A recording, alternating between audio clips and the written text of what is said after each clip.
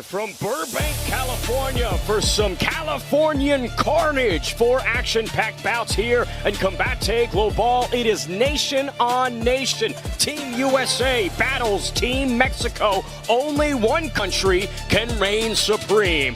Folks, it's an honor to have you all with us. I'm Ben the Bane Davis. Joining me for this bombastic broadcast is the welterweight phenom, Jaden Ortega, and the always fantastic Alex Wendling. Gang, today is going to be a special day of combat sports action. It's going to be a great day. 4 fights, 4 high-packed action fights. It's going to be lovely. We're getting so much action. Welterweights, we're getting everything that we possibly want. The debut of some fighters and also nation versus nation. It is what makes Combate Global so different than other promotions when people get to represent their nation standing behind them. Watching live on YouTube right now. Today, it's Team Mexico versus Team USA. Jaden, that Team Mexico roster looks pretty menacing. They're looking great over there. I mean, we got this first fight on the card with Bazaldua. He's got a big frame, a lot of power, so I think we're going to see some fireworks. And for Team USA, the Americans representing inside La Jaula, who's popping off the page for you, Alex? I've, of course, got to give a shout-out to the girls' fight. It's going to be Kiara Songer, who's taking this fight on 72 hours' notice, representing the state of Washington. She's coming straight out of her wrestling season, so she's ready, and she stays ready to perform for a pro debut under the bright lights in California. That's a big statement that she's going to have to make. No camp needed for the 19-year-old Jaden. When you're making the pro debut, right, you've got 72 hours' notice. What's the most important thing to keep in mind? Be aggressive as possible. This girl, Kiara, needs to chase a finish, and she needs to chase a finish fast. Here's a full look at our 4-fight card here. Combate Global, Joaquin, Garcia, and Gerardo. Bazaldua kick things off. Following them, it's Kiara Songer in her pro debut as she meets Gabriela, Little Killer Aviña. Third bout of the evening sees the Mantis, Gianni Vazquez, and Ricardo Hussein battle in the catchweight 133-pound division. And finally, it's Amin, Derakshan, and Erik Valerio in both their professional debuts. Enough talking, let's get to the walking and send it inside to our master of ceremonies. Here's Beatrice.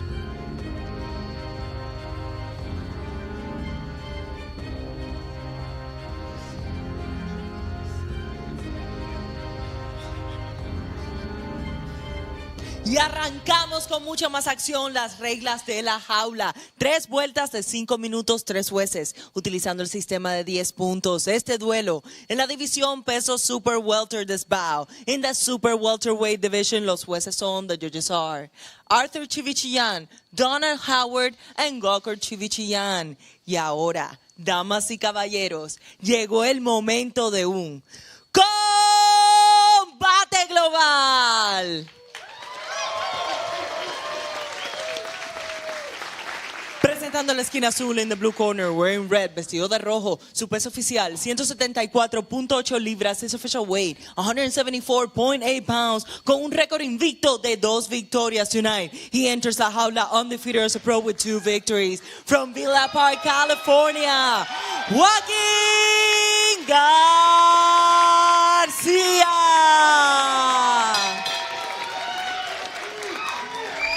Presentando la esquina roja en the red corner, wearing green, vestido de verde, su peso oficial 174.4 libras, his official weight 174.4 pounds, con un récord profesional de 6 victorias y solo 3 derrotas, with a pro record of 6 victories and 3 losses, de sangre mexicana, Monterrey, México, Gerardo Bazaldua.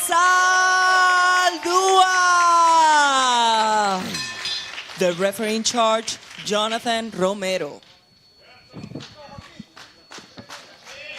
Jonathan Romero, third man inside for our first bout of the evening. Here's a look at the tail of the tape. 4-year age differential with Bazaldua being the elder, but the youngster, Joaquin Garcia, has an inch in height. Both fighters have 72 inches of reach, and they each came in at the Combate Global 175-pound limit.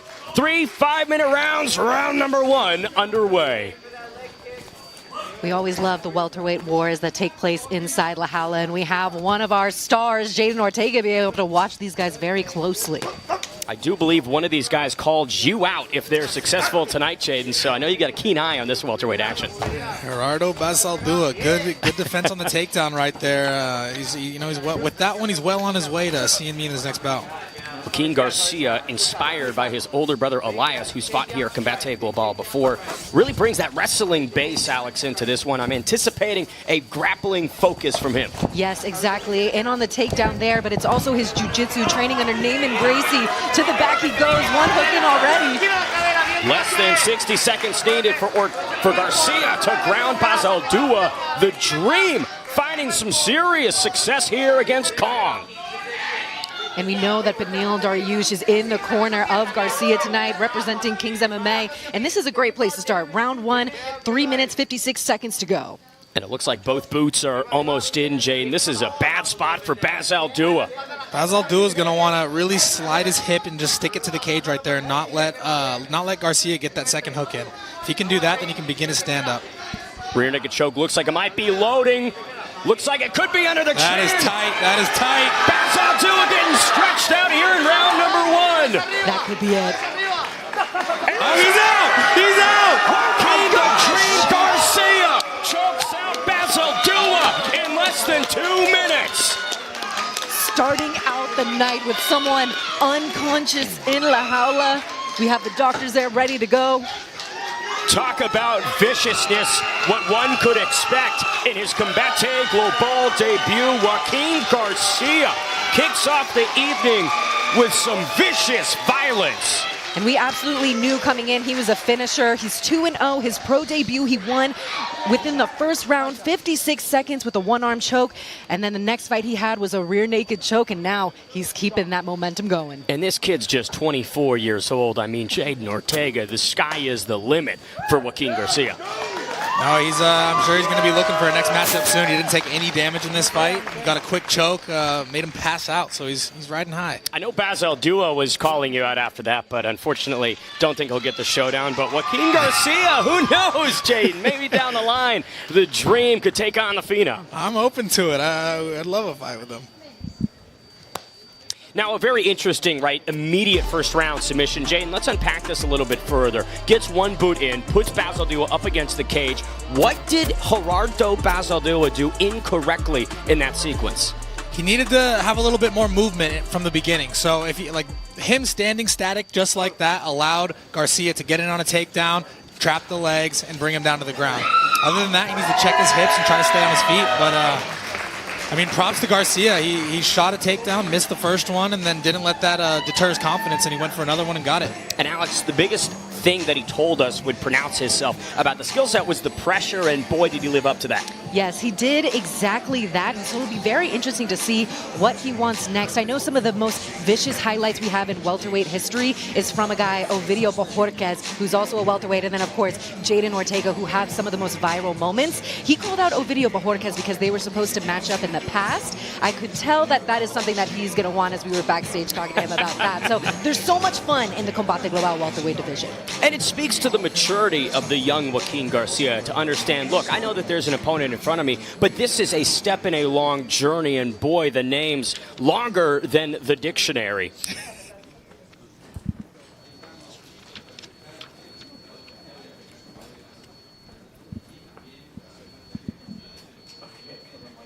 Here's a quick look at that replay. I mean, Jaden Ortega, it was as fast as the walkouts. I know, he got his hook in quick, and then he was able to establish that second one, getting it past his hip and over the between the cage and his leg. And just like that, he snuck the choke in and put him to sleep. Bazaldua in his 5th Combate Global fight here tonight, 10th professional bout overall. But Alex Wendling, what an impressive effort from Joaquin Garcia to take out a veteran. And we definitely know Bazaldua will be back, but this is Garcia's night. Well, let's make it official and send it back inside to Beatrice. El tiempo oficial, 1 minuto y 32 segundos el round número 1, the official time. 1 minute and 32 seconds of round number 1. And your winner, by way of submission, el ganador, por sumisión, Joaquin Garcia.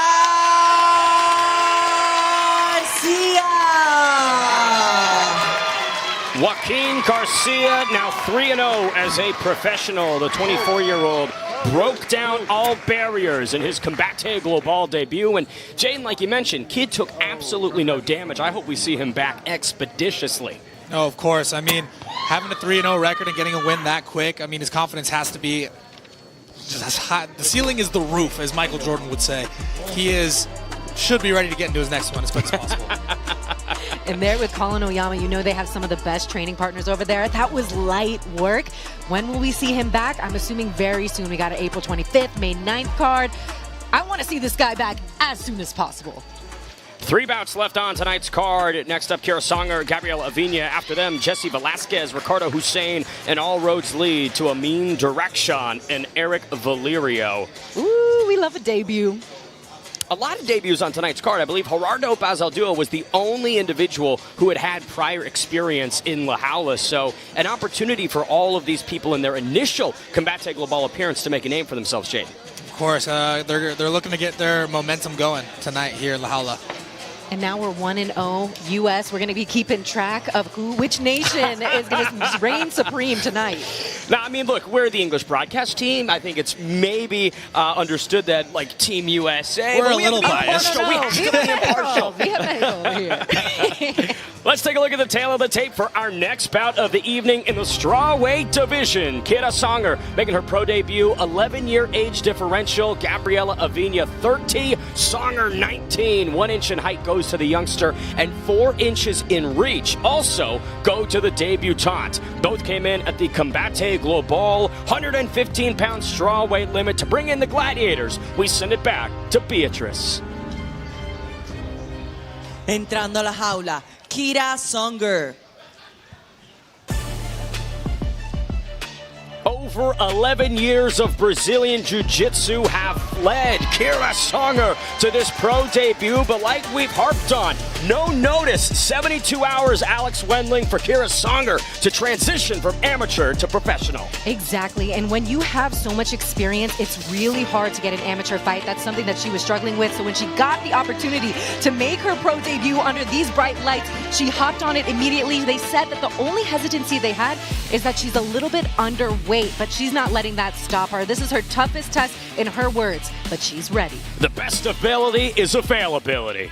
Su oponente en la esquina roja, her opponent on the red corner, Gabriela Aviña.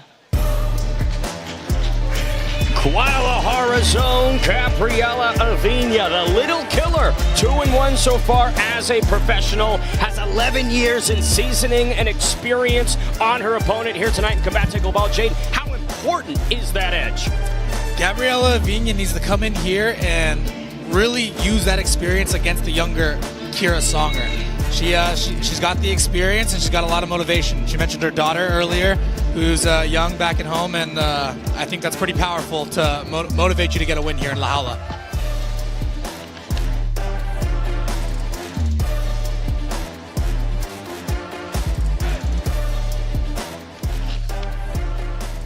Continuamos con mucha más acción este duelo. En la división peso paja, we continue with much more action this bout. In the strawweight division, los jueces son the judges are Arthur Chivichian, Donald Howard, and Gogor Chivichian.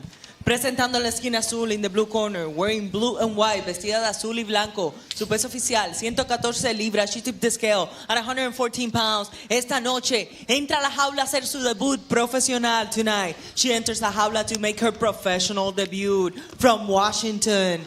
Kiara Songer.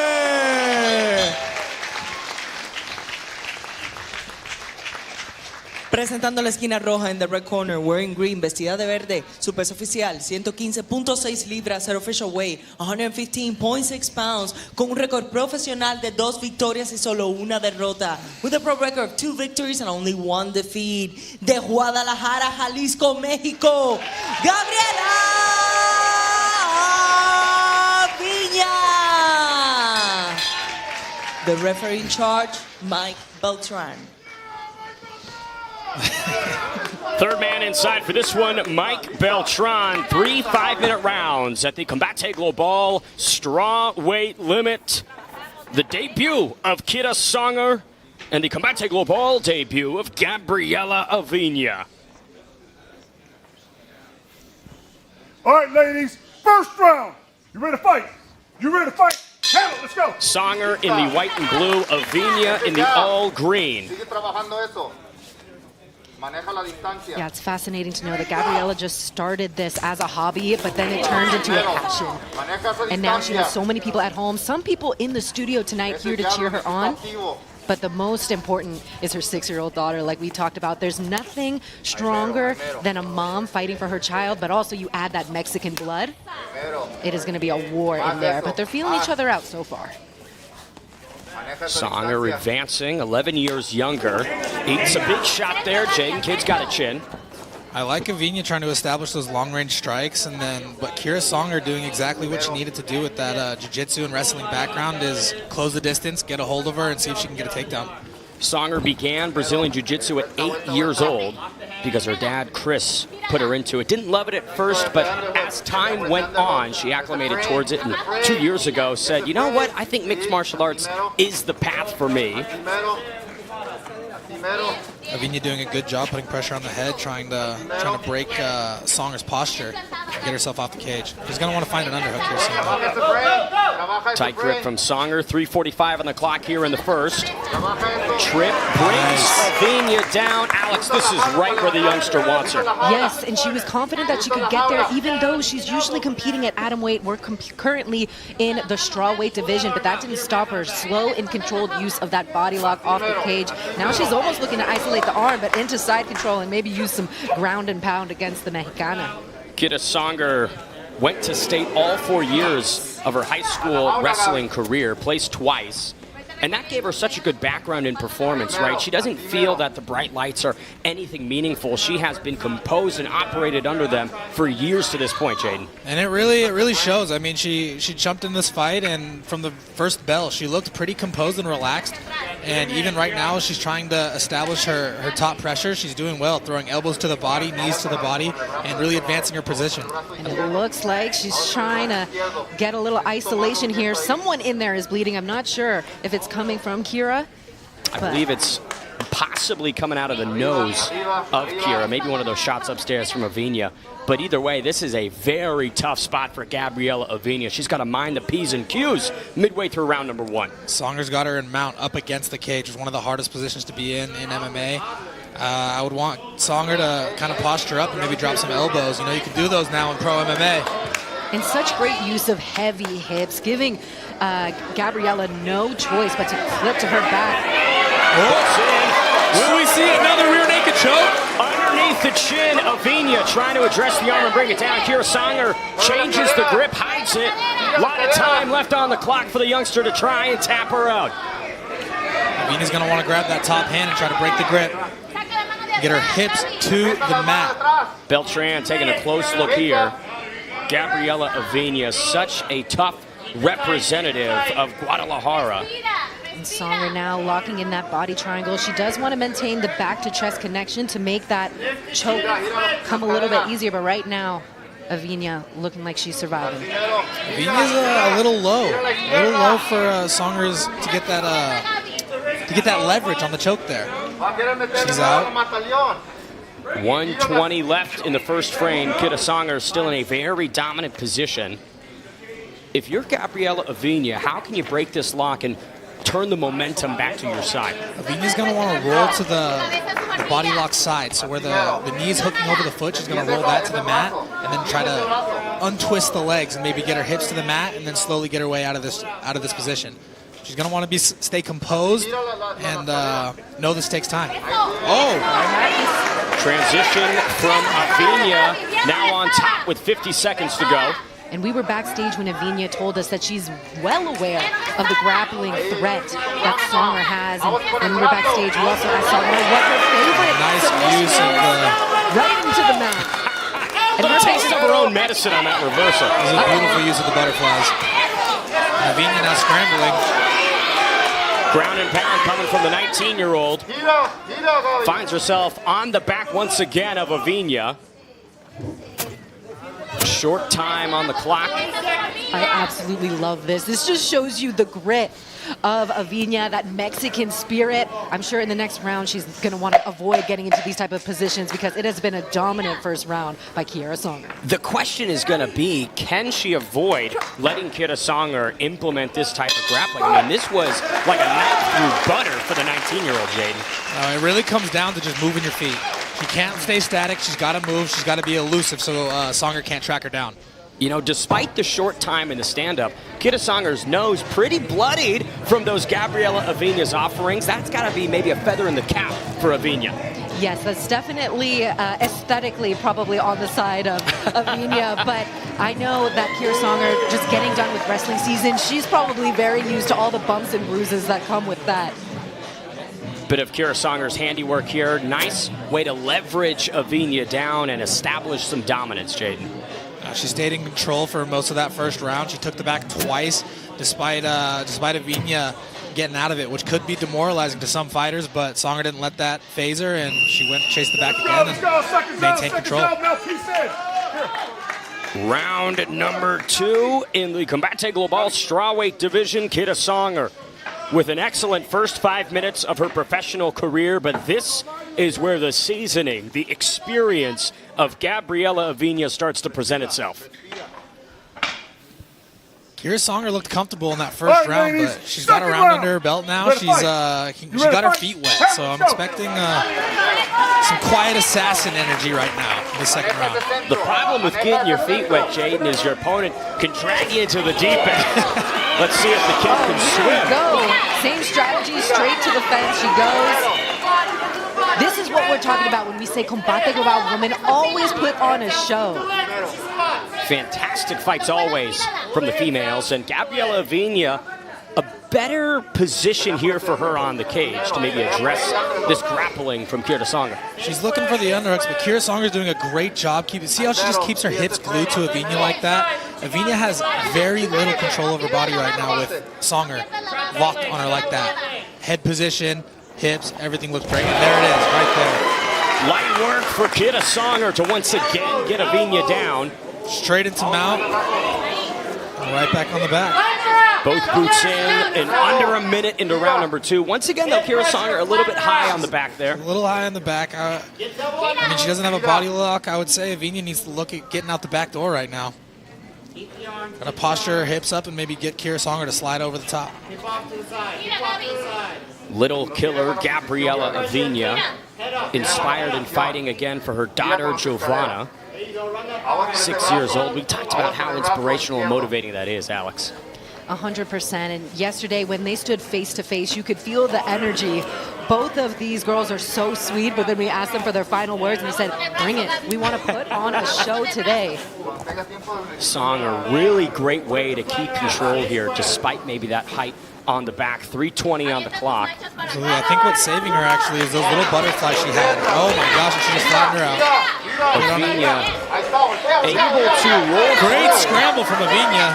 Can't let her get in the mount though. There has been awesome scrambles, but it's always been Songer that gets the best of them. She's just one step quicker in these grappling exchanges, and it's really showing out. And now she's getting closer to isolating an arm, and she doesn't even care to look for the submission. She's just letting it rain.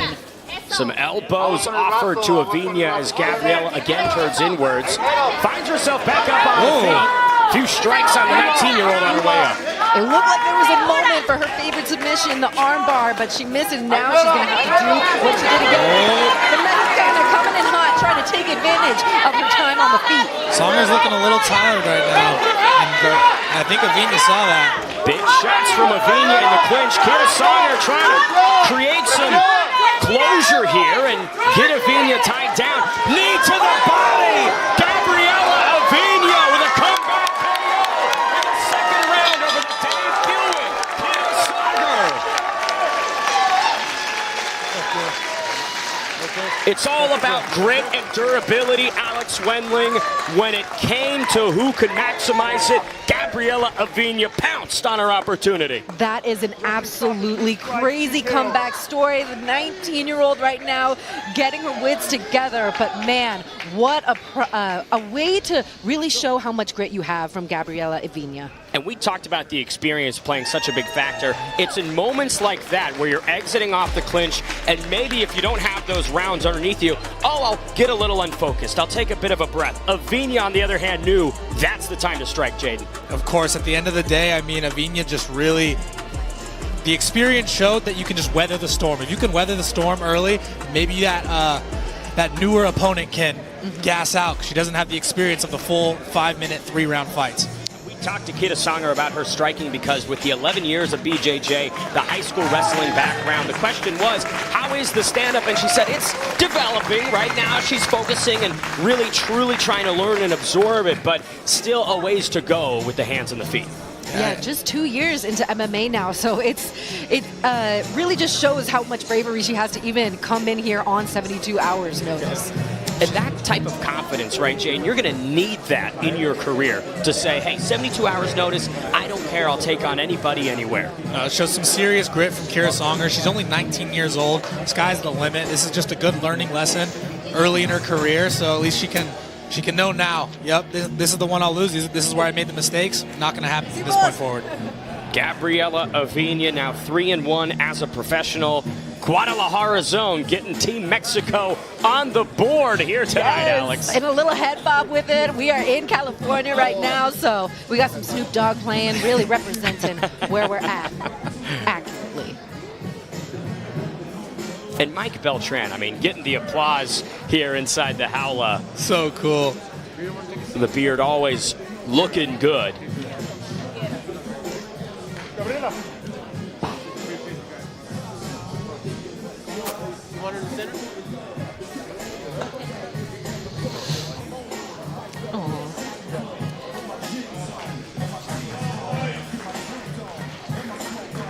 Excellent fight from Gabriella Aviña.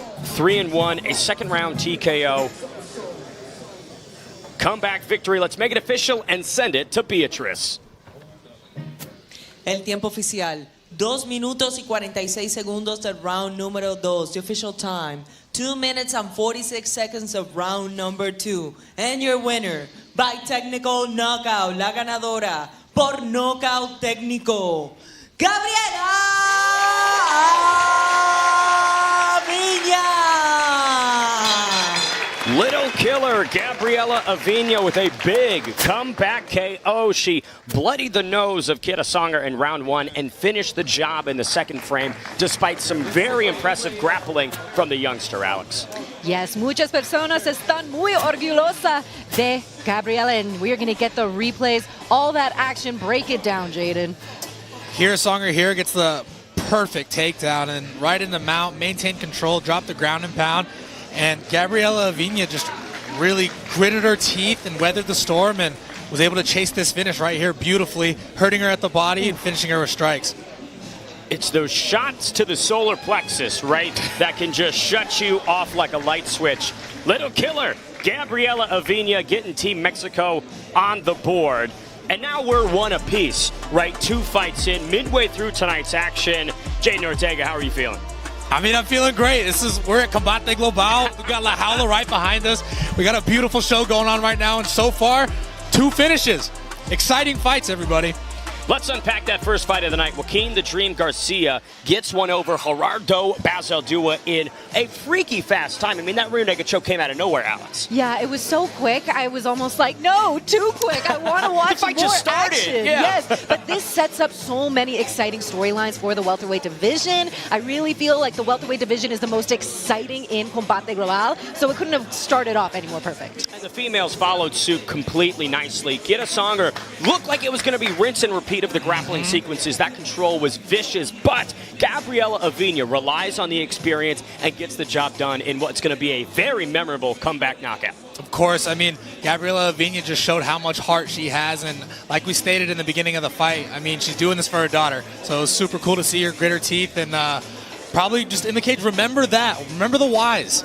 Remember the whys and get it done. And for Kiara Songer, right, just 19 years young, 2 years into her mixed martial arts career, what could be some of the intangibles you think she should focus on to better level up ahead of her second Combate Global appearance? I mean, one thing I would say, I don't think experience is really her issue. I think it's a matter of just learning about the different facets of MMA, because then once you get into this pro circuit, there's strength conditioning, nutrition, everything else you got to focus on. So I think if she gets that gas tank right, she's going to be very successful for the rest of her her career. It's one of those sports where you reach one mountaintop and then immediately there's another mountaintop that is significantly higher behind it. Yes, and this strawweight division has so many elite strikers. I know Yanette Garcia might be watching tonight, looking for her next opponent as well. So when it comes to the grappling and the wrestling, of course, that is an important aspect of this game. But in Combate Global specifically, mucha más acción. We even have referees that will stand things up if things get too slow on the ground. So in this promotion in particular, we're not one to let things ride on the ground for too much. And that's coming from the jiu-jitsu nerd. I'm not complaining about it. But so I think Songer, she'll be back and she'll be even more polished when it comes to the stand-up game. You gotta love an action-oriented rule set and implementation. But talking about fighters who are interested in their next bouts, Jaden Ortega, I think you've got a showdown on May 9th. Is that correct, sir? May 9th, baby, against a man named Alan Dominguez. Don't mind it. But you're going to see a quick finish. Like always, you know, heavy hands. Knockout can come from anywhere. Knee, a foot, a fist. Just be ready. Don't blink. I love it. May 9th. Cannot wait to see the unbeaten Phenom back in action here inside Burbank, California. Beatrice, ringside. Let's take it to her. In just a moment, let's talk about this next fight of the night, Alex. Before we get these two fighters out, Jesse Velasquez and Ricardo Hussein. Now, Hussein's a guy that's a wild card. Don't know what you're going to get from him, but one thing is for sure, it's going to be violent. Yes, and he is an absolute tank. He's representing Mexico, so his opponent is from the United States, but he also has that Mexican-Japanese heritage. But the cool thing about Hussein that we're going to see is he has that karate, jiu-jitsu background, his pedigree. So it's going to be wild, it's going to be flashy, and it guarantees to bring the action. And like you mentioned, Jesse Velasquez does have some Mexican blood in him, so it really is kind of more Mexican on Mexican violence in our next one instead of Team USA and Team Mexico. But either way, Jaden, it's going to be a fun one. All right. We believe we're ready. Let's take it ringside to Beatrice. Damas y caballeros, estoy aquí en la jaula con uno de los peleadores que están supuestos a estar aquí con nosotros, Gianni Kryptonita Vazquez. Gianni, thank you so much for being here. We all know, look at all your fans here in the studio. We all know you were supposed to be part here of the main event today, but your opponent had a little medical emergency. Tu oponente tuvo una emergencia médica y por eso no pudo pelear esta noche aquí en la jaula. ¿Qué se siente después de haber estado preparándote todo este tiempo y tener todos tus fans aquí? How do you feel after all this preparation and having all of your fans here to not be able to fight, no poder pelear esta noche? I mean, you know, like it's like sad. And then a little disappointed, but it is what it is, you know. This is the fight game, like, shit happens, and then, you know, I just want to say thank you to everybody who came to support me. You know, everybody was expecting a good show. They know I always bring the show to La Jaula, and then, you know, all I can say is May 9th, we're going to come back, and then we're going to be here doing, like, another fight night, and then we're going to bring the show May 9th. Whoever is going to come to the cage is going to pay for it. Estoy un poco decepcionado de no poder estar en el evento estelar de esta noche y no poder pelear. Tuve una preparación muy fuerte, muy dura para estar aquí hoy, pero es parte del negocio de la pelea y obviamente voy a seguir preparándome para poder estar aquí en la jaula próximamente y darles un espectáculo. Gianni, what do you think are your plans for your future? And now that we're talking a little bit about fighting, what are your keys for the victory? ¿Cuáles crees que sean las claves para la victoria para tu próxima pelea? ¿Puedo hablar en español también? Aclaración, soy de México, Ciudad de México, pero no hay claves para la siguiente pelea. La clave siempre ha sido entrenar diario, trabajar duro y no importa quién sea. Yo me enfoco en mi persona. I'm always focused on myself to get better, improve, and then whoever step in, it's okay. Whoever comes, bring it, because be ready, you know? I'm going to bring it to you. He makes my job very easy. I don't even have to translate. So, gracias por estar aquí con nosotros. Thank you so much, and I guess we'll see you soon in La Jaula. Te vemos pronto en La Jaula. Claro. Gracias a Combate y gracias a toda la gente que vino a apoyarme. Thank you so much to Combate. Thank you to everybody to come to support me, and then I can't wait for May 9th. One last question. Why do I call you Kryptonite? ¿Por qué te dicen Kryptonita?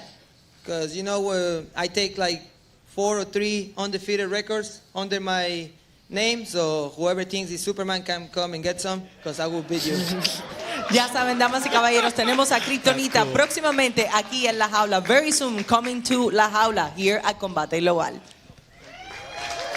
Love it. Kryptonite, because he is the harbinger of doom for the unbeaten records. I mean, that's a heck of a bar to place yourself on, Jaden. Oh, that's awesome. I mean, He said it himself. He's taking the O's. So undefeated guys, beware. At that weight division, this guy's a force to be reckoned with. And obviously, so sad that he can't compete tonight. But your card, Mr. Jaden, just became that much more interesting too, because you guys will both be there, ready to go. May 9th. Before that, we'll have April 25th. The Foos coming in hot, and that is going to be an ultimate California showdown. Oh, the Foos Gone Wild show on April 25th. Mark your calendars. You do not want to miss that action. It's going to be entertaining. It's going to be crazy. Who knows, right, what we're going to see inside La Jaula, but one thing's for sure, you want to watch it. Now, I want to ask Jaden really quickly, right? This main event opportunity for Gianni falls apart in such short notice. Talk to me about how devastating that could be for a fighter. I mean, that's heartbreaking, especially knowing that you have a fight for, 2-some months,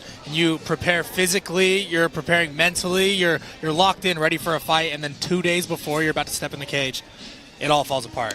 I mean, it's pretty demoralizing, but with a great promotion like this, they're getting him back real fast against another high-level opponent. He's going to be able to prove himself very quickly. And think, another month to train, 4 more weeks to hit that strength and conditioning. So cannot wait to see Gianni back inside Combate Global very soon. But I want to talk a little bit more about the event that we just mentioned. April 25th. Foos Gone Wild, invade La Jaula, the Combate Global experience that, Jane, I think is going to be one of the events of the year. It's going to be wild, to say the least. I mean, we're going to see street fights, amateur fights, a little bit of everything in this cage right here. It's going to be it's perfect because we're starting off with chaos with Foos Gone Wild, and then you're going to have my card, which is going to be me, him, and it's going to be much more dialed in and high level. So you get the perfect storm of chaos and then control afterwards. It's a smorgasbord of combat entertainment. Alex, I know that you and I are both fans of the more variety style of combat, so April 25th, I can't wait for that one. I can't wait for it because you're going to have the high socks coming out, the MMA foods. We're going to have some tortas in the house. I'm all for tortas torta is crazy. positivity, okay? Fella torta over here. So, that's, we're going to have a whole big crowd representing California. It's going to be fun. Mystery, he's going to be in the building, and we have his logo all across La Jaula. He's been a great partner. I'm sure a lot of the people on YouTube follow the Instagram page. It's absolutely hilarious. So if you're ever having a bad day and you want a good laugh. And if you Foos don't Gone Wild. follow them at the moment, make sure you look them up and do. Foos Gone Wild, April 25th, Combate Global. You simply... Hola, mi nombre es Ricardo Hussein y estoy aquí para pelear y para ganar. Yo vivo en Puebla, México, soy originario de ahí, entreno en la Academia Brazilian Warriors y llevo 5, casi 6 años haciendo MMA. Mi base es el karate, que hice 20 años, y este es un sueño que hoy estoy cumpliendo.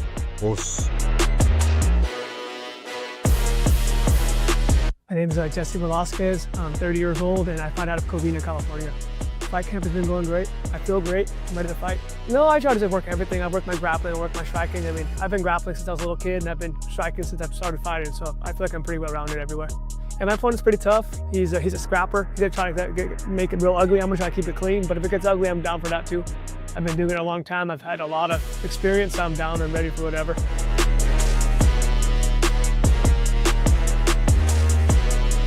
Yo veía Combate Global desde hace años y algún día estaba seguro que si hacía las cosas bien estaría aquí. Estoy muy contento de hoy poder estar acá, de pelear en esta jaula y lo voy a dar todo. Mañana esperen un gran show. Come find out, you could expect for sure a great fight. I would love to finish it early, but my opponent's pretty tough, so I feel like I might go a little longer. But I always do well in the fights that get into deep water anyway, so it's gonna be fun. Estoy aquí, estoy listo, vine por lo mío y lo voy a dar todo. Yeah, thank you to everyone I train with, all my coaches, all my teammates. Hope to see you all out there. It's gonna be real fun. Folks, here's a look at the tail of the tape for our third bout of the evening. 3-year age differential. The Mantis, Jesse Velasquez, 30 years young. Ricardo Hussein, 33. Big height discrepancy with Velasquez having 5 inches on Hussein. He will also enjoy 5 inches in reach. Both came in at the Combate Global 133-pound catch weight limit. To bring in our gladiators, here's Beatrice. Entrando a la jaula, Jesse Velasquez.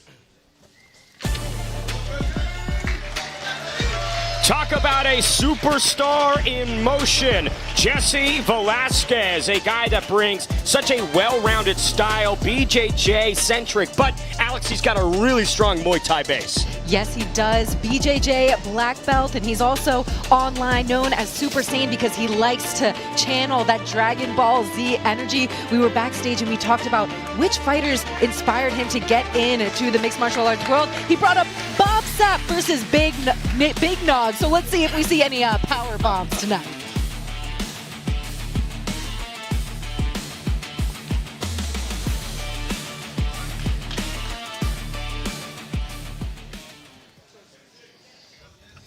Su oponente, Ricardo Hussein. Ricardo Hussein, the Bulldog from Mexico City, Mexico. A wild child, brings everything into the cage. But boy, tonight La Jaula is going to run red with Hussein.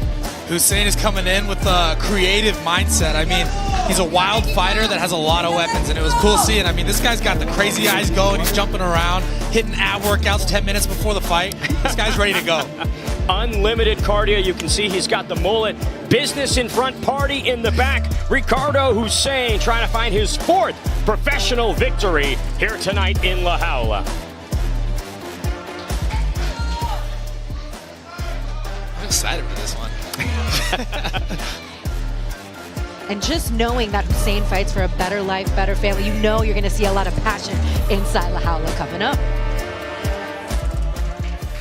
Continuamos con mucha más acción este duelo. A un peso pactado de 133 libras, we continue with much more action this bout. At a cash weight of 133 pounds, los jueces son, the judges are Arthur Chivichillan, Gokor Chivichillan, and Donald Howard. Presentando la esquina azul in the blue corner, wearing blue, vestido de azul, su peso oficial 133 libras. He tipped the scale at 133 pounds even, con un récord de una victoria y solo una derrota. With a pro record, 1 victory and 1 defeat. From Pasadena, California, Jesse Velasquez. Presentando la esquina roja in the red corner, wearing red, vestido de rojo, su peso oficial 133 libras. He also tipped the scale at 133 pounds, con un récord profesional de 3 victorias y una derrota. With a pro record of 3 victories and 1 defeat. De sangre mexicana, Mexico City, México, Ricardo Hussein. The referee, Jonathan Romero. Jonathan Romero, third man inside for this 133-pound catchweight bout. 3 5-minute rounds between the Mantis, Jesse Velasquez, and Ricardo Hussein. Hussein in the red trunks, Velasquez in the blue. Joe, round 1, ready? Ready? Fight! Round 1 underway. You know, Velasquez talked about stopping Ricardo Hussein in the build-up to this one, but getting that done is a ridiculously difficult task if you saw Hussein's last bout against Axel Osuna. Yeah, and I love the way Velasquez put it when we asked him to describe his opponent's style. He just says, he's a tough Mexican. Well-rounded, not exactly a specialist, but being a tough Mexican, I know I have my work cut out for tonight. And that fighting spirit, right, is so world-renowned. Brandon Moreno, of course, a representative from Mexico who embodies that on the biggest of stages. But beating that Mexican spirit, Jane, that's a tough challenge. It is a tough challenge, but Jesse Velasquez is looking to grit his teeth and get through it. There he is right there, almost finishing a takedown. Hussein on his back. Keeping that forearm on Jesse Velasquez's throat. Minute gone by here. Ricardo Hussein stacking the guard, offering up some ground and pound on the Mantis. Velasquez is going to want to pull him in, hide his head, not get hit with those crazy shots. Yeah, now we see the jiu-jitsu black belt looking to isolate. I think he's chasing a triangle right now. A lot of time on the clock. Ricardo Hussein, coached by Diego Lopez and Alessandro Costa, so is quite wary of all these positions on the ground, knows exactly what to do. It's like Hussein, the striker, is chasing a ghillie right now. A standing ghillie. He's Velasquez trying to fight the hands here. Pops the guard. Hussein plants him on the cage. Offers up a big elbow. I think it would serve Velasquez well to stay at that range. It was working, the long-range punches, and staying away, but I know he likes that BJJ. Yeah, he is an IBJJF Nogi champ at the blue belt level. He is now a black belt and training out of C MMA Fitness and Fight Academy for his striking. But I agree with you, Jaden. It was a lot of fun with that when they were on the feet. There's an intangible that Ricardo Hussein brings, which is his thirst for blood, right? He told us in the build-up that my X factor is how I'm always searching for the finish. That's a killer when the cages are closed, Jaden. At the end of the day, it's a good strategy. You know, you want to hurt your opponent. Inability, like, don't let him be able to even hit you back. Velasquez once again throwing up that triangle effort. Maybe more to just control posture, Alex. Yeah, not get grounded and pounded to the face. Hussein has been coming in hot. A dominant first 2.5 minutes for Ricardo Hussein. Both fighters Combate Global debuts. Ooh. He's locking in a little more right now. Hussein's gonna want to roll through that. Roll through. But will he roll through? He's doing a good job controlling the hips. You don't see omoplatas get hit very frequently, Alex. Yes, especially after they're slippery, but in the first round, the likelihood is much higher than later on. To finish this omoplata, Velasquez is going to need to put some more pressure on that shoulder and get his hips out just like that. It's tight. It's tight. Will the Mantis hit an omoplata in round number 1? That becomes the question. Lot of torquing on the elbow. Hussein pops it out. Wow. That shoulder mobility just saved him, and now Velasquez quickly to the back. He's not out of danger. 1:30 on the clock. Hussein tries to spin in. Big reversal for Ricardo Hussein, Jason. Just like that, a great scramble right into dropping elbows. Directly on our Foos Gone Wild canvas sponsorship. Once again, mark those calendars, April 25th. And that's the type of durability that Ricardo Hussein promised he would bring into Combate Global. If you want to stop Hussein, you might need a 50 caliber. Ooh, it looked like he was fishing for that knee bar just then. He's sneaky with some of these entries, but now into the guard of Hussein. Beautiful action from these fighters. Elbows to the midsection from the Mantis. He's been training in Brazilian Jiu-Jitsu since 2009. So nearly 16, 17 years now of BJJ. He's in half guard right now. He's going to need to get that leg through and try to get into a mounted position. 30 seconds to go. This has had more momentum swings than a grandfather clock. Hussein doing a good job of controlling those arms, making sure he doesn't take too much damage while he's down there. Hussein, some up kicks offered to the Mantis. Velasquez expertly avoiding them and getting to the back once again on Ricardo. Some great submission looks and attempts from Velasquez, but we're going to go into the second round. High pace to kick things off between our two catchweight combatants. Jesse Velasquez, Ricardo Hussein extend to the second frame, and that's a tricky one to score in some senses, Jaden, right? Because it seemed like the significant damage was all with Ricardo Hussein, but in terms of dominance, right, and positional control, Jesse Velasquez found that back quite frequently. Yeah, I would say Velasquez got the points there on the control factor of this first round, but Hussein did a good job of every single time he ended up on top. He dropped a couple elbows, dropped some ground and pound, and was able to do a little bit of damage to Velasquez. Jesse Velasquez showing some real BJJ intuition going for the omoplata. You mentioned the knee bar. Alex, talk to me about this guy's grappling. Yeah, it has been beautiful to watch. I know the squad that they have at Team Oyama is really, really top tier, and you're just getting so many different looks, so many different body types, and that's why I love SoCal MMA in general. I feel like they put on the best shows, and I feel like the energy with the audience right now is really appreciating that. Round 2, ready? I think to start the second round, Jesse should, like I said earlier, stay at that range. He's got those long arms. It's going to be hard for Hussein to find himself inside. And you can hear Jesse Velasquez's corner yelling to him that was Hussein's best round. They believe that the cardio is not going to be with Ricardo Hussein in his second frame. Oh, nice knee. That was a strong knee. Ricardo Hussein bullying Velasquez in the early frame. Excellent move from the Mantis to plant Hussein on the canvas. What a way to reverse the knee coming at him, because at first it looked like Hussein was getting the most of reversing positions, but man, BJJ black belt really making use of it, and now tying up the legs and putting the pressure on. 4:15 left in this second round. A lot of time on the clock for the Mantis to work. Jaden, we see this grappling position so frequently, tying up the legs, isolating that lower body. If you're Ricardo Hussein, what do you need to watch out for? Dagestani leg tie. It's hard to get out of. I mean, he doesn't want to let Velasquez posture his head up and get it under the chin. But he did a good job standing up like he just did right now. He's going to want to get his hips away so he can work on the leverage to break that grip.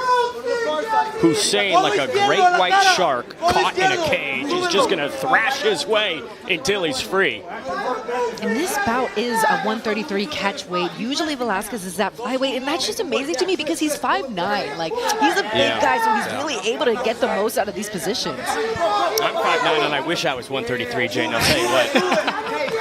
Maybe someday. Maybe someday, man.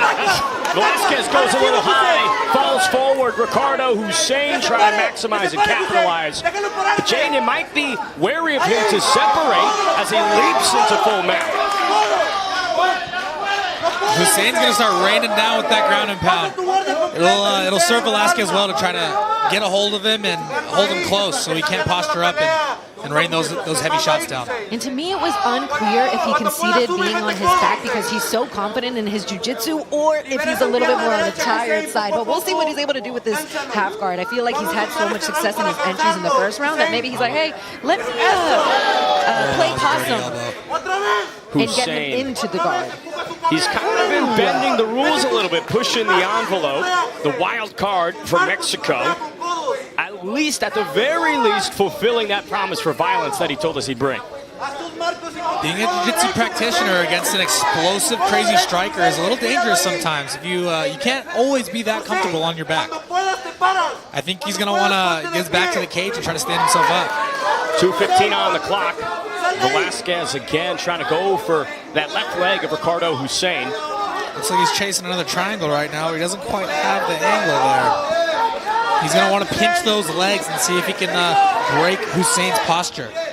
Couple elbows to the orbital from Velasquez on bottom, continually redoing the grip over and over. People think it's about grabbing the head. It's not so much. You really just want to pinch those knees together to close the distance between the shoulder and the head. And then right there, you get the angle and you can slide those legs into place. But good on Hussein getting out of that attack. Hussein, again trained by Diego Lopez and Alessandro Costa. If you're going to submit him, it's going to take an otherworldly grappling effort, Alex. Yes, or to tire out your opponent so much that you're able to get to dominant positions like this, like isolating the arm into a head and arm choke, but the fence a little bit in the way. You could see a grimace on Jesse Velasquez's expression. Ricardo Hussein flipping the tables over. He threw his thumb up. He says he's good. Hussein's going to want to get him a little bit farther away from the cage and put his hips down and try to really put some leverage on that neck. Final minute of round number 2. Velasquez biding his time on bottom.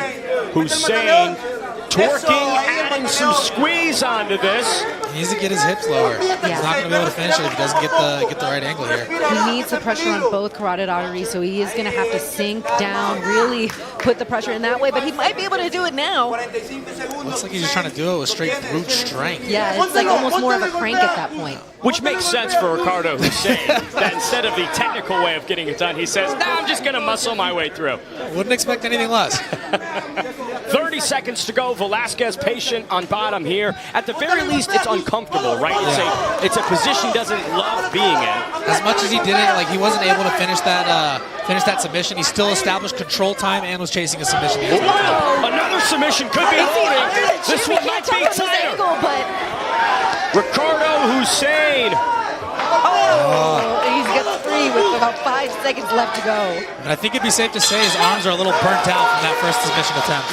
And Jesse Velasquez, God, that guy's Gumby, built like rubber to withstand all of these offerings on the canvas and remain undeterred. But to that point, right, Ricardo Hussein put so much effort into that final minute of round 2. In these last 5 minutes, Jade, what do you think the gas reserves look like for him?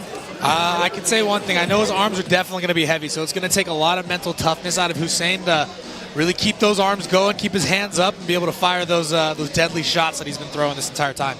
And for Jesse Velasquez, right, he put himself through so much of this adversity, but in this third and final round, Alex, do you think that the Mantis is just loading and waiting for his moment to strike?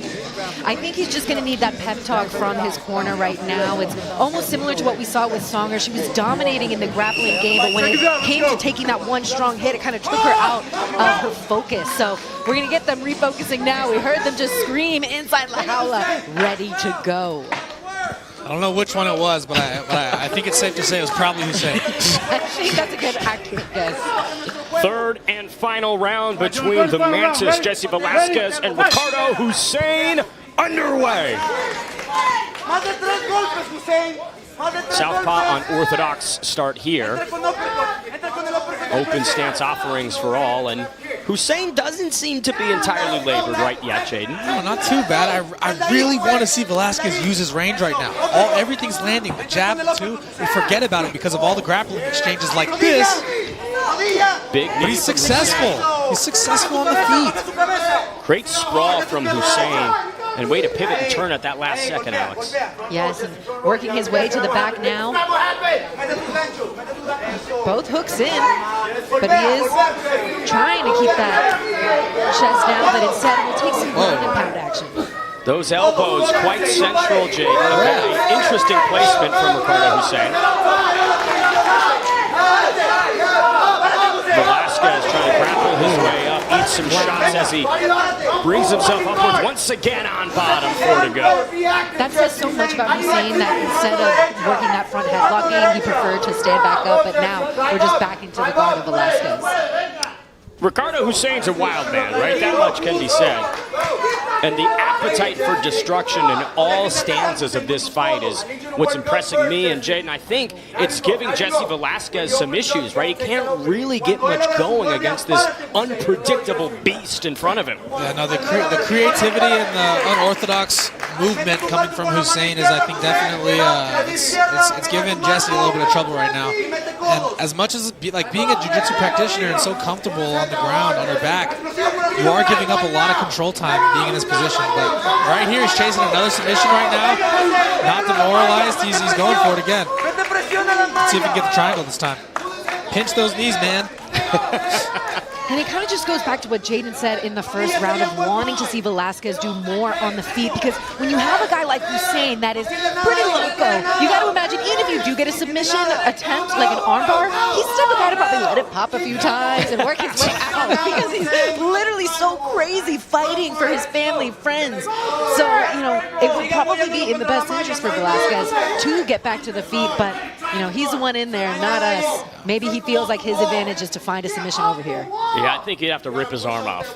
That's my thought. I think you'd have to separate a limb. And even at that point, it might not be enough to stop Ricardo Hussein, because he'd say, hey, look, I got another arm.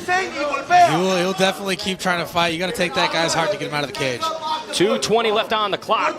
The Mantis, Jesse Velasquez, just does not seem to have a deep enough bag of tricks, right? Continually going back to the well on that triangle effort, which Ricardo Hussein, he's passed that test every single time, Alex. Yeah, and there's so many people at home that might be saying stuff like, oh, just stand up, or why haven't they been having anything? If you've actually been in there and you know how tired you are, I can see why they're staying on their back. But Jaden, what is your take? If you were on top right now, what would you be doing there? If I'm on top, I'm Ricardo Hussein right now, I would just maintain that control. At the end of the day, it's a 2-round fight. They're both tired. It's going to be hard for either of them to chase a finish. Looks like an accidental headbutt was seen. Some referee intervention, giving Jesse Velasquez time to breathe. We'll get a closer look at his cranium. Looked like there was possibly a laceration.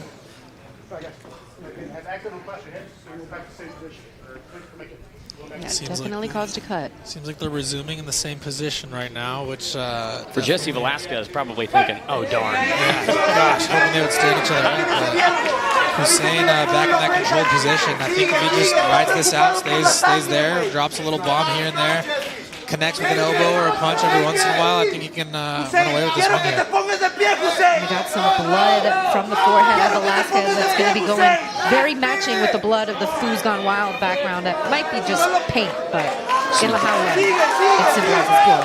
Hussein dropped crazy shots right now. Velasquez is really trying to control that arm. The motor just simply did not give out for Ricardo Hussein, right? That gas tank was quite deep, and I think Jesse Velasquez expected Hussein to fade, but the guy's only gotten stronger as this one's prolonged. I mean, after squeezing a choke that hard for that long, I mean, any normal person would have their arms burnt out. But this guy, he's not normal. He's not normal. 20 seconds to go. Ricardo Hussein cruising his way through in his Combate Global debut, in all likelihood sealing the deal on his 4th pro victory. Oh, wow, that was a good shot. Didn't get the finish maybe like he expected, but a very good, well-rounded effort as he brings the Mantis up for the final moments of the 3rd round. I think the Mantis has to chase a finish here. He's going to want to blitz and see if he can land a big shot to put Hussein out. He's going to have to point to the floor and just say, start throwing bombs. He's got the same build as Max Holloway. Look, guys, I'll tell you, I don't want to see any fighters do the point to the ground except for Max Holloway. You know, Max, do not do it. Fair enough. Final 10 seconds here. Jesse Velasquez doing very little with that final frame on defeat. You can see Ricardo Hussein celebrating. What a great effort from him tonight in his Combate Global debut. It was quite impressive. It was quite thorough. Defended all those triangle attempts, defended the omoplata, and had too much gas in the tank. I mean, this guy did not stop for 1 second. Yes, and this is so exciting for the bantamweight division. There's been so many strong bantamweights that came through Combate Global, so it'll be very interesting to see how these guys match up in future bouts. Business in the front, party in the back, but all action inside La Jaula. Ricardo Hussein took what the Mantis gave him and said, look, I can give you a little bit more, Jaden.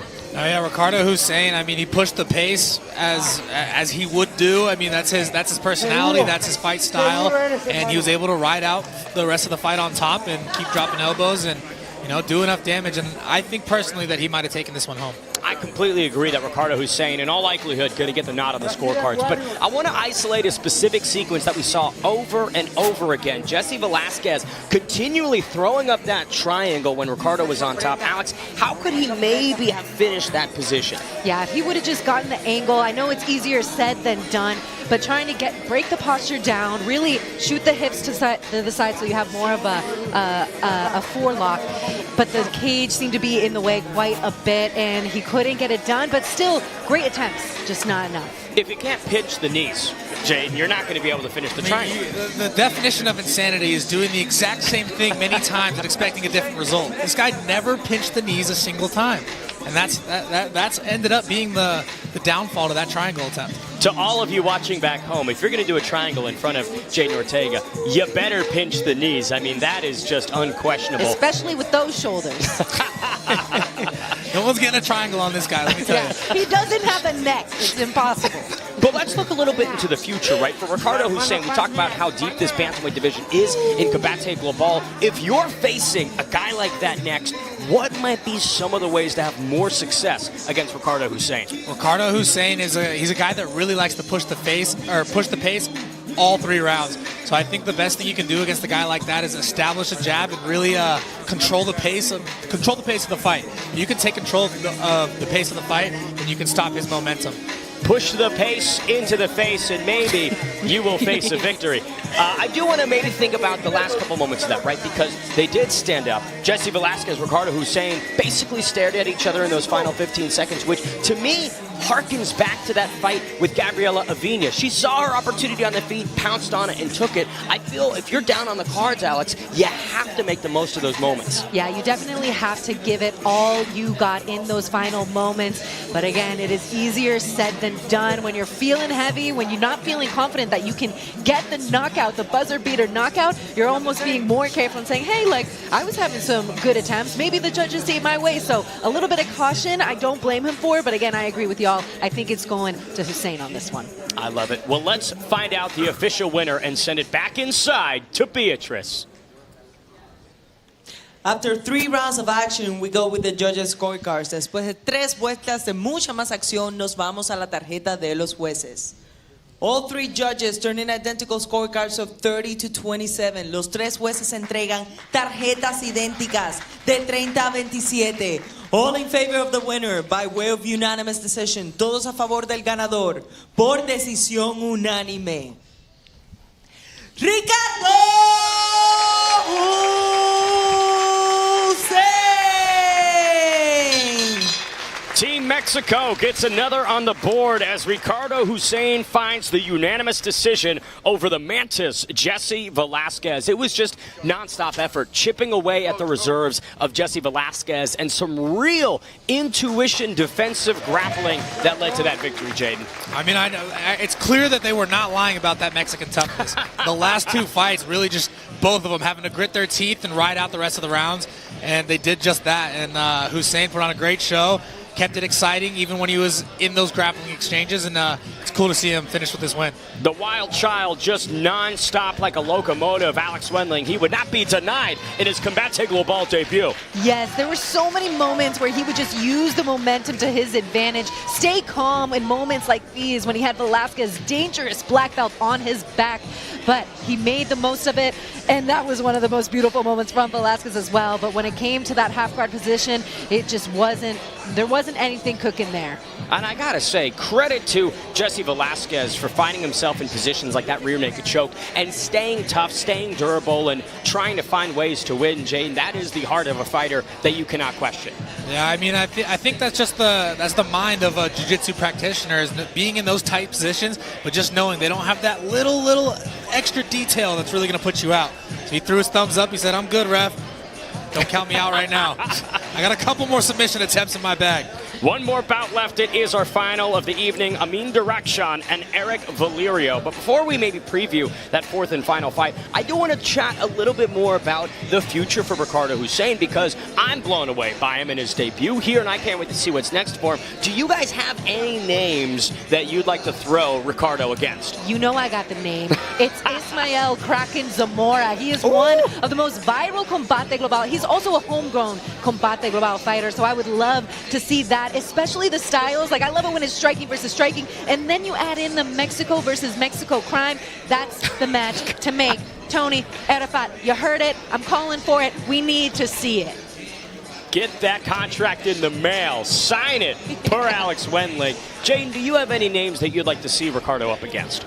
I think I'd like to see him against my boy Tony Cortez. Ooh. You know, winning record. Tony's 7-0 against the now, which looks a lot better than 3-1, 4-1 fighter. I mean, I think I wouldn't say he's getting fed to the wolves, but I think it would be a really good opportunity for Tony. The English broadcast team pulling double duty as matchmakers potentially. One more fight on tonight's card here in Burbank. Amin Derakshan and Erik Valerio. Alex, we got to chat with both of these fighters earlier today. What stood out to you about them? They are ready to go. The more thing I'm concerned with is the fact that we might walk away from USA versus Mexico tied up. So we're going to have to throw in Ben the Bane Davis and pick one random Mexican in there and just make him fight. To tie it up. Is he down? You think he'll do it, right? I'll jump in there with him. I'm Cuban. It's close enough. Yes, I mean, Okay, guys, look, I know it's funny to watch me lose fights, but I don't think that we need Team USA to get defeated in quite tough fashion. I don't want that weight on my shoulders, Jaden. I don't want that weight on my shoulders at all. But your thoughts, right? When we were talking with Amin earlier today, there just seemed to be this composure about him, right? This confidence that you really can't describe. No, he seems so calm, and he's just, I think he's just appreciative just to be here. Like, he's happy to be in this position. He's appreciative of the opportunity, and I think he's going to do some real work with it tonight. Now, it's obviously both of their professional debuts and Combate Global debuts. When you were debuting inside La Jaula, what were the emotions like? Take me back to your mentality.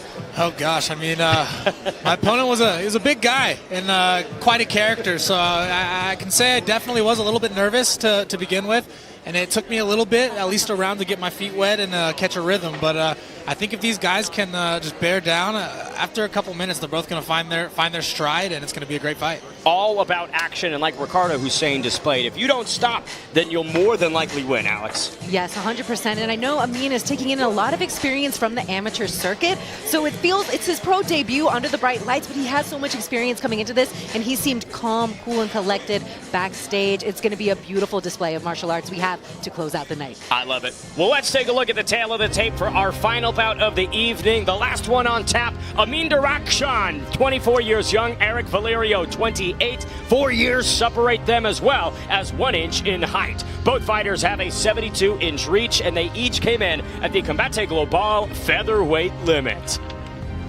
To bring in the fighters, we send it to Beatrice. Entrando a la jaula, Amin Derakshan. Listen to this crowd get loud in Burbank for Amin Derakshan. High school wrestling, but wanted to continue to compete. A story that we have seen so many times before. Jane, what are the intangibles that he brings into La Jaula? I mean, I can say one thing. I did a little bit of Instagram diving, and this guy has got some sneaky power. So I think we could definitely see a little bit of sneaky striking from this self-proclaimed wrestler.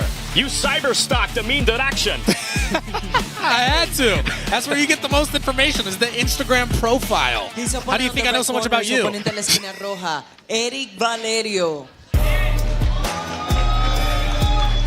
Erik Valerio began mixed martial arts as a hobby, but now it is a full-time job. Alex Wendling, the biggest opportunity of his career here tonight in La Jaula. It is definitely a full-time job for him, but he's still going to the University of Chihuahua to study nutrition. He has his sister and mother in the building tonight to support him. So he was also stoic in the back, just ready to get the job done. And it's going to be an interesting stylistic matchup between these two in a perfect way to end the Combate Global night.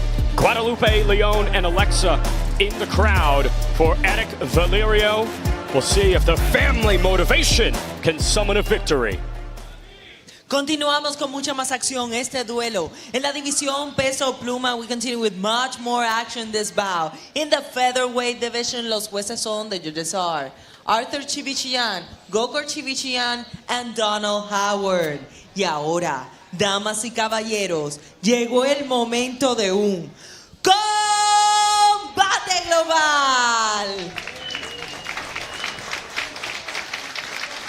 Presentando la esquina azul, in the blue corner, wearing blue, vestido de azul, su peso oficial, 145 libras, he tipped the scale at 145 pounds. Esta noche entra a la jaula a hacer su debut profesional. Tonight, he enters la jaula to make his professional debut.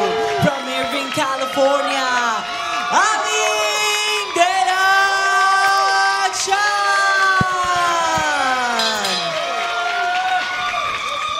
His opponent on the red corner, su oponente en la esquina roja, wearing green, vestido de verde, su peso oficial, 142.6 libras, his official weight, 142.6 pounds. Esta noche también entra a la jaula a hacer su debut profesional. Tonight, he's also making his professional debut. Via Chihuahua, México, Erik Valerio. The referee in charge, Mike Beltran. Mike Beltran, third man inside for our final bout of the evening. Pro debuts on both sides. Only one can be successful.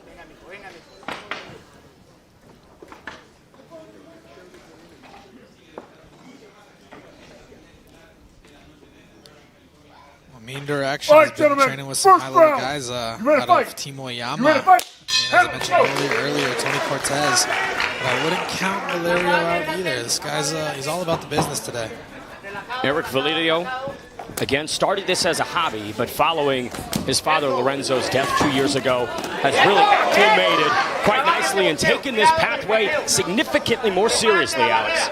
Yeah, and as these two stand toe-to-toe, they're letting it fly, but still feeling each other out. They know how dangerous they are on the feet.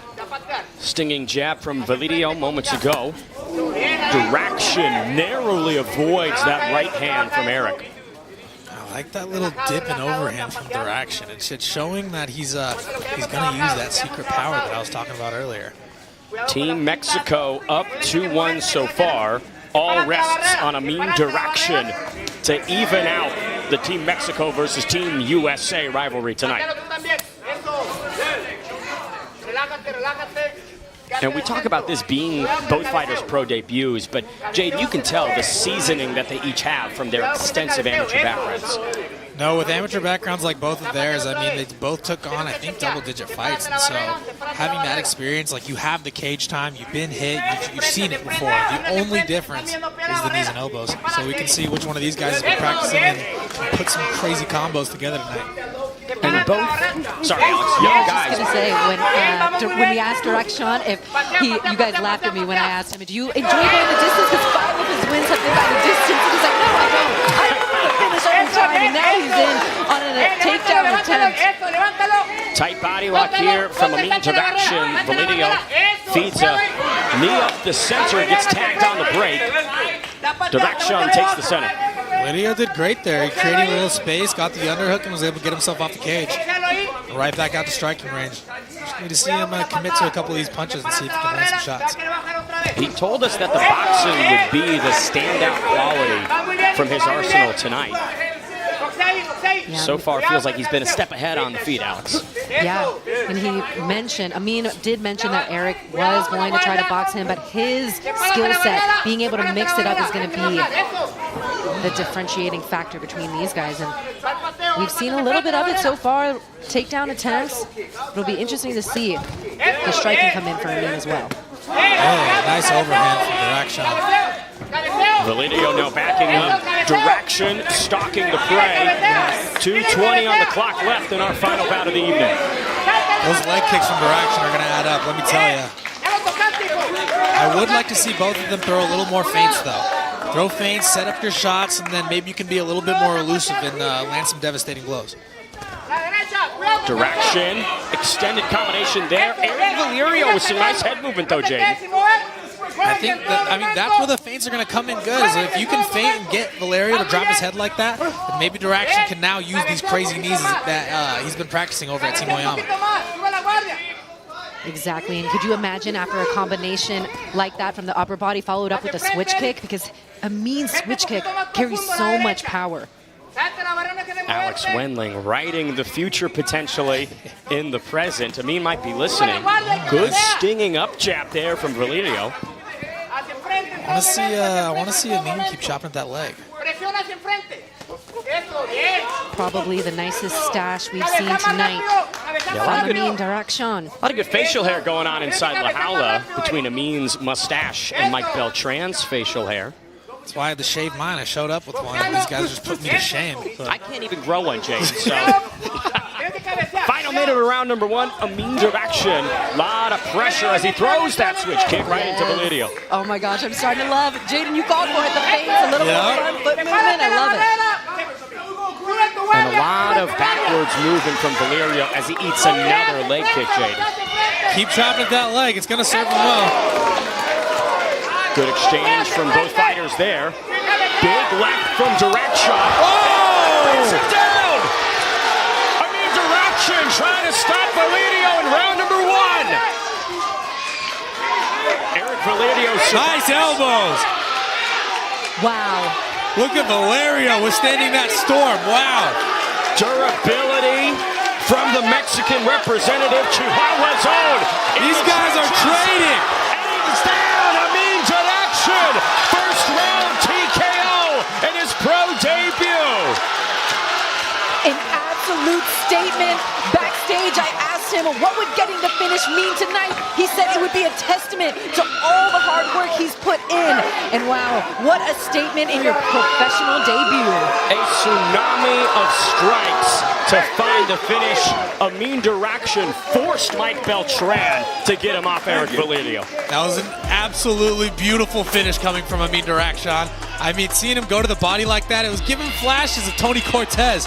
He got his finish from the body the last fight too, so you can definitely tell he's been putting in the right work. And it really all got started because of those leg kicks. It started to bother Erik Valerio, make him more of a stationary target, and that is right when Amin Derakshan started to tee up. Exactly. I mean, if you're worried about those legs, you're going to start dropping your hands. You're going to try to get that leg out of the way, and Amin Derakshan took over and noticed that right away and threw the overhand, dropped it.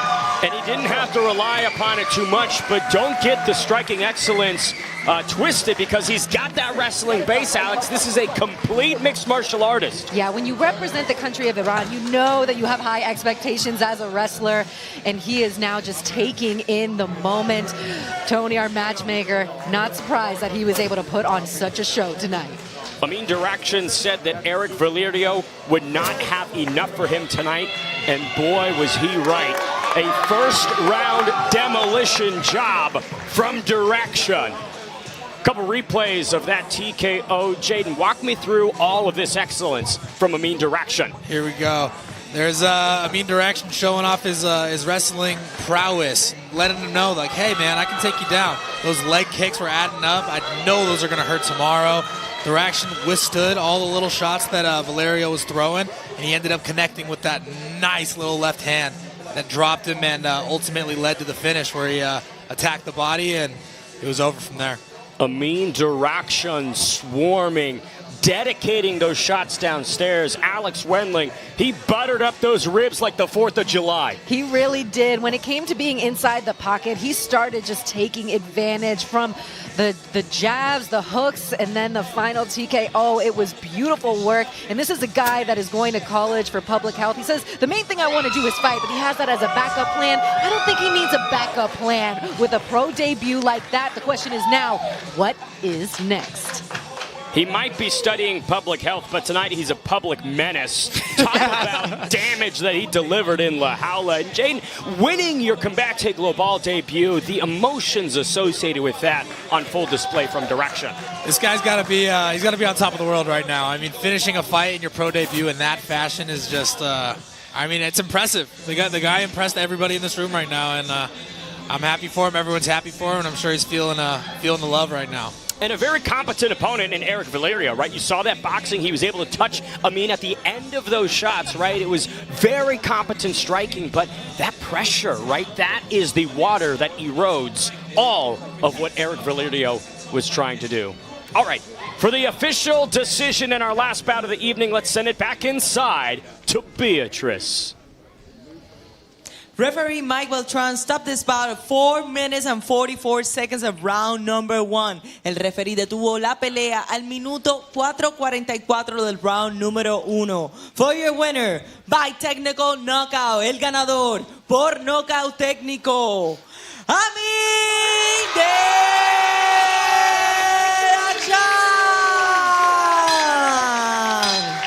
Amin Derakshan ends the night in style with a first-round TKO in his pro debut over Erik Valerio. We talked about how the bantamweights are on notice with Ricardo Hussein, but Alex Wendling, I think the featherweights might have a new problem in the pool. Oh yeah, the featherweight division is one of the most packed with Combate Global. We've seen some loaded Copa Combates, and we have the trophy right here. There could be some big news coming up in 2026, and this guy just made a statement on why he should be involved in a tournament like that, the toughest tournament in all of combat sports. I mean, look, I am all in on the train for Amin Derakshan, but in his second pro fight, the Copa Combate, I mean, that would be a big opportunity, Jade.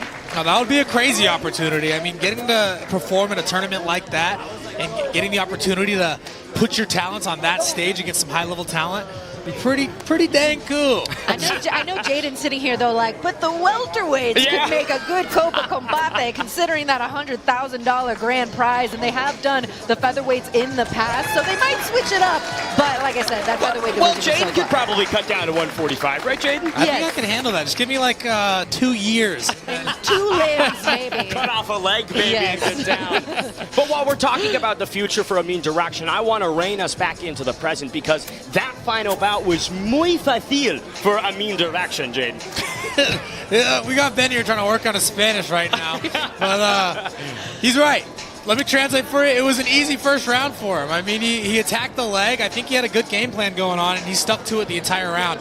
And in the end, got what he wanted. He got that first round finish in beautiful fashion. And he was able to blow through Erik Valerio in style within 5 minutes. But Alex, what would maybe be one dimension you want to see from Derakshan in his next appearance here at Combate Global? Oh, I am in no position to say that he needs to show anything more than what he did tonight. That was a first round finish, and you really could tell he didn't even need that first to second round break to go back to his corner and think what he needs to adjust. He did it in real time, so that was beautiful to see. Now he's going to go back to Team Oyama, celebrate with the squad, and potentially be back May 9th, April 25th, even sooner. He didn't take too much damage. I hope so. What a full high-octane evening here in Burbank, California for Combate Global, Team Mexico and Team USA. All the festivities kicked off with Joaquin the Dream Garcia taking out Gerardo Bazaldua in less than a minute, Jaden. He took him down real quick after that second attempt, and slipped in real sneaky that rear naked choke and was able to finish it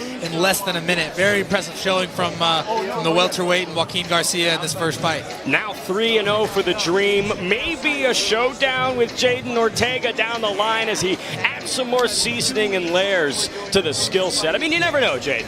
May 9th, I got Alan Dominguez, but you never know. After that, once I finish Alan Dominguez in the first 2 seconds, I'll very much welcome Joaquin Garcia to come take on this this train that will never stop moving, and we're ready to go.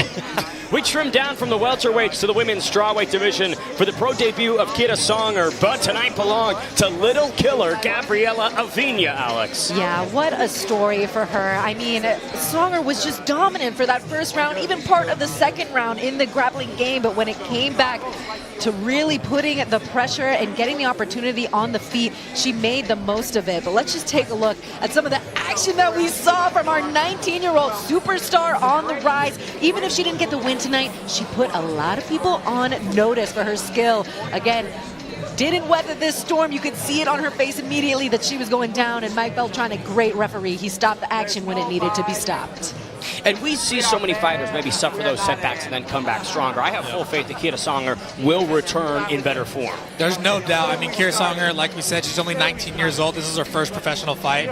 I'm sure she's going to be able to learn from all her mistakes and be back soon. Our third bout of the evening was a catchweight between Ricardo, Hussein, and Jesse, the Mantis Velasquez, at 133 pounds. Jane, we talked about this all night long, but Hussein, the wild man, getting it done in his Combate Global debut. The wild man. I mean, he gritted his teeth. He pushed the pace, and he ended up getting the unanimous decision. It was a great showing of grit, heart, and great cardio. So I think the rest of that division should be a little worried for when this guy comes out next. I know we were pumped up about the omoplata attempt, some of the triangle efforts from Jesse Velasquez, but the BJJ just couldn't get it done against the locomotive of Hussein. Yeah, it definitely wasn't enough tonight, and it's unbelievable to me that that was our only decision tonight, but it was not boring in any way. There was action non-stop, so I can't wait to see both of those guys back in action. The highest level of entertainment that we can offer here at Combate Global, and that simply was lifted in our final bout of the evening. Amin Derakshan gets a big victory over Erik Valerio. Jaden, we talked about it. That one was truly special. It was spectacular. It was a great finish. This guy brought fireworks. I mean, what a way to end the night. This guy set up with the kicks very well and then ended up throwing that left hand to put him down. Just simply stunning, Alex. It was a beautiful night of action. I've worked for various different promotions, and we always say if we could get a 60% finish rate, that's a successful night. Your fighters are doing what you want to do. Well, guess what, guys? Tonight, we had a 75% finish rate. That is doing Combate Global right. Mucha más acción all night long. Muy perfecto, baby. And I will say, with that victory, it is tied 2-2 apiece. So Team USA and Team Mexico might need to run back this rivalry to determine it here Absolutely. in Burbank, California. Jane Ortega, final thoughts on the evening. We had a great night of fights. I mean, I feel like all these fighters brought heart, they brought excitement. It was just, it was honestly just a very entertaining card. Alex Wenling, your final thoughts on this high-octane action. I had so much fun, excited for April 25th, and can't wait to see y'all again. I will be back May 9th. Everyone tune in May 9th against Alan Dominguez. Get ready to watch a knockout. Can't wait for all of it. Folks, thank you so much for tuning in. For Jaden Ortega and Alex Wenling, I've been Ben the Bane Davis. We will see you on April 25th.